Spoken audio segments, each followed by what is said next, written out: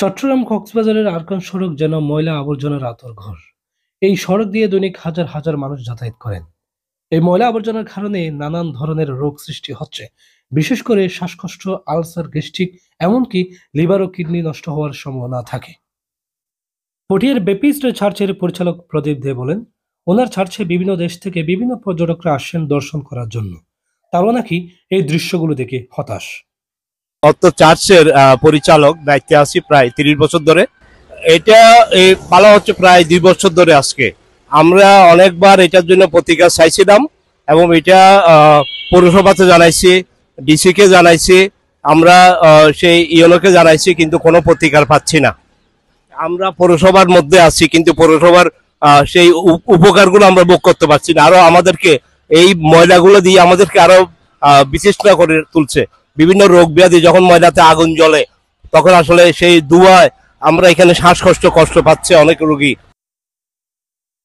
এছাড়াও স্থানীয় পথচারীরা বলেন, তাদের এই দুর্ভোগের কথা শুনছেন না কেউ।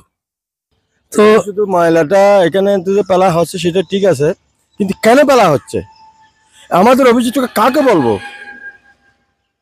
আপনি বলেন, আমরা কাকে বলবো এই অভিযোগটা? এখান থেকে আপনার 100 বছরের বেশি দূর হবে না পৌরসভা, মেয়র, আপনার অফিস। এখানে একটা ব্যবসা করে, এখানে সবগুলো ব্যবসায়ী, এখানে কিছু হারেন দেখেন না আপনি। আমার ওই পাশে আমার নার্সারি, তাহলে এখানে যাতায়াতের মানুষ, এখানে খ্রিস্টানের গির্জা।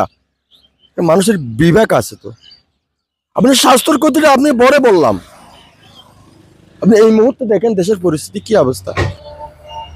মানে গাড়ি চালাতে দুমর লাগলে কিছু দাহানো, তার কিছু নদী কম করি, তার শ্বাসকষ্ট, হস্টর, এই পাটগন্ধ, বেশি পাটগন্ধ, মানে ময়লা আবর্জনা আইনে বেশি হতি হর লাগলে অন পরিবেশ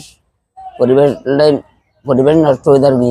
এখন আই একজন ডাক্তার হিসেবে এবং মানুষের স্বাস্থ্য হিসেবে আরা তো ভালো দিকে চাই। এখন এই যে দুমো বুয়া আগুন ধরে যে দুমো বুয়া এর মানুষের যে এত ক্ষতিকর, এই যে মানুষের বেশ শ্বাস হলো যে ঢুকের, মানুষের যে এত মানে বিশেষ করে একদম নিজের তো বুঝি যে নিজে কিরকম লাগে, এবং সাধারণ জনগণের তো আরো বেশি ক্ষতি বের হতা।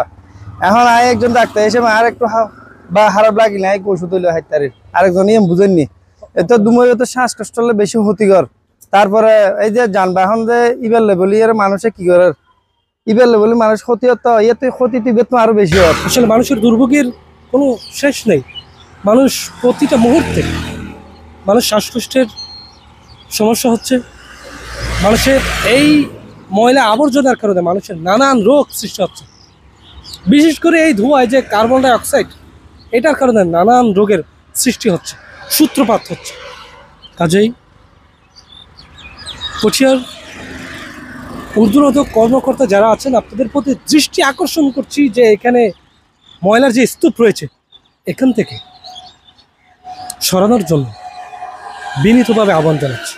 আপনারা একটু দয়া করে এই যে আজকে যে বার্তাটা, আপনারা একটু দয়া করে বার্তাটা একটু সকলের কাছে, সবার কাছে একটু শেয়ার করার জন্য আমি আপনাদের প্রতি বিনীতভাবে আহ্বান জানাচ্ছি।